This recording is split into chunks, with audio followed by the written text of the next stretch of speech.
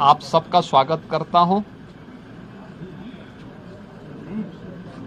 उत्तर प्रदेश विधानमंडल आज से अपना बजट सत्र प्रारंभ कर रहा है और जो संसदीय परंपराएं हैं उसके अनुरूप इसकी शुरुआत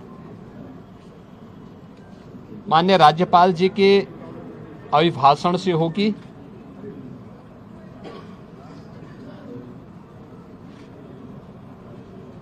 बजट सत्र में दो महत्वपूर्ण एजेंडे होते हैं। एक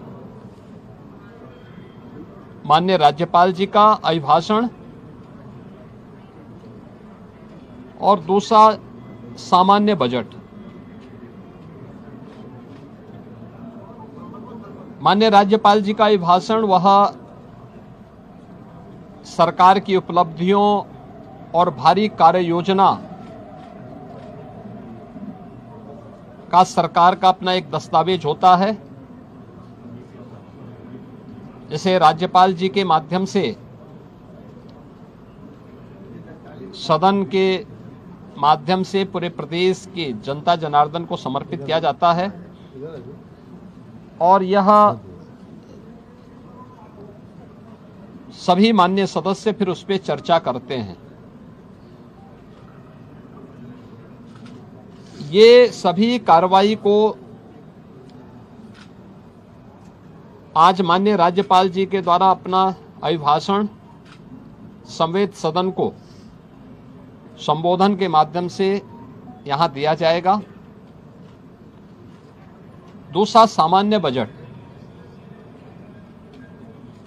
11 फरवरी को वर्ष 26-27 का सामान्य बजट प्रस्तुत होगा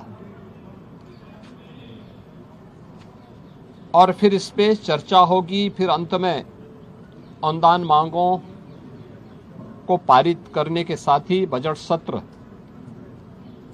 जो आज 9 फरवरी से लेकर के 20 फरवरी तक चलेगा, यह बजट सत्र का एक कार्यक्रम हम लोग लेकर के आए हैं। आज माननीय राज्यपाल जी के भाषण के बाद जब अभिभाषण सदन के पटल पे रखा जाएगा, उसके तुरंत बाद उत्तर प्रदेश का आर्थिक सर्वेक्षण भी सदन में प्रस्तुत होगा। ये पहली बार कोई राज्य सरकार अपनी आर्थिक उपलब्धियों को लेकर के, क्योंकि जब हम लोग इस बात का उल्लेख करते हैं कि हम लोगों ने यूपी के बीमारू पन से इसको उभार करके भारत की इकोनॉमी के ब्रेक थ्रू के रूप में उत्तर प्रदेश को स्थापित किया है, उन सभी कारकों को और उत्तर प्रदेश की इस आर्थिक उन्नयन की इस यात्रा को भी जानने का अधिकार सभी माननीय जनप्रतिनिधियों को और उत्तर प्रदेश की जनता जनार्दन को होना चाहिए। हमने आर्थिक उन्नयन कितना किया है, उत्तर प्रदेश की प्रति व्यक्ति आय में क्या वृद्धि हुई है, एम्प्लॉयमेंट जनरेशन की स्थिति क्या है, उत्तर प्रदेश की वित्तीय प्रबंधन को कैसे हमने लगातार एक विषम परिस्थितियों से उभार करके उत्तर प्रदेश को पिछले 5 वर्ष के अंदर, पिछले 5 वर्ष से लगातार रेवेन्यू सरप्लस स्टेट के रूप में स्थापित किया है। इन सब को लेकर के आर्थिक सर्वेक्षण की रिपोर्ट भी आज सदन में प्रस्तुत होगी और मुझे लगता है कि राज्यपाल जी के भाषण पे चर्चा के दौरान भी और बजट पे चर्चा के दौरान भी सभी माननीय सदस्य के लिए यह रिपोर्ट एक महत्वपूर्ण दस्तावेज होगा अपने डाटा को प्रस्तुत करने के लिए और उस पर चर्चा करने के लिए। वास्तव में विधानमंडल लोकतंत्र का एक महत्वपूर्ण आधार स्तंभ है। यह संवाद से चलता है, कार्रवाई को बाधित करके नहीं। किसी भी माननीय सदस्य को अगर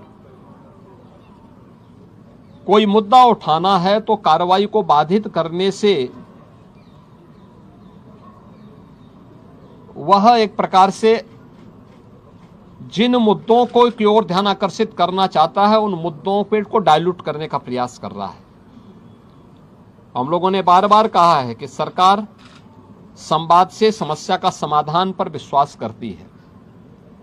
सरकार हर मुद्दे पे चर्चा परिचर्चा करने को तैयार है। हर एक माननीय सदस्य के बहुमूल्य सुझावों को स्वीकार करने को तैयार है, उस पर चर्चा करके और जो भी राज्य के हित में आवश्यक है उस प्रकार का कदम उठाने के लिए तत्पर है, तैयार है। लेकिन कार्रवाई को बाधित न किया जाए, अनावश्यक शोरगुल से बचा जाए। यद्यपि पिछले 9 वर्ष के अंदर उत्तर प्रदेश विधान मंडल में कार्रवाई के नए कीर्तिमान स्थापित हुए हैं और हम विश्वास करेंगे कि बजट सत्र जिस पर पूरे प्रदेश की और देश की भी निगाहें होंगी, इस बजट सत्र को इन 2 महत्वपूर्ण सरकारी कार्यों के साथ ही तमाम प्रकार के विधायी कार्यों को माननीय सदस्यों के अपने महत्वपूर्ण मुद्दों को भी उठाने का एक मंच बनेगा। इस विश्वास के साथ मैं बजट सत्र के अवसर पर विधानमंडल के सभी माननीय सदस्यों का और इस पूरी प्रक्रिया को सुचारू रूप से संपन्न करने के लिए विधानमंडल से जुड़े हुए जो हमारे अधिकारीगण हैं उन सबका भी, आप सभी का भी मैं हृदय से अभिनंदन करता हूं और विश्वास करता हूं कि बजट सत्र उत्तर प्रदेश के विकास की इस स्पीड को और तीव्र करने में एक बड़ी भूमिका का निर्वहन करेगा। मेरा सभी पक्षों के माननीय सदस्यों से अपील होगी कि हमें विधायिका के सर्वोच्च मंच को जनता जनार्दन से जुड़े हुए मुद्दों पर एक सार्थक चर्चा को आगे बढ़ाने, संवाद से समस्या के समाधान की दिशा में एक नया मार्ग आगे बढ़ाने की दिशा में अपना प्रयास करना चाहिए। मैं सभी माननीय सदस्यों का बजट सत्र के अवसर पर, क्योंकि यह सत्र और यह वर्ष हमारी सरकार का 10वां बजट है, तो उस दृष्टि से अत्यंत महत्वपूर्ण है। मैं सभी का एक बार फिर से सबका स्वागत करता हूं।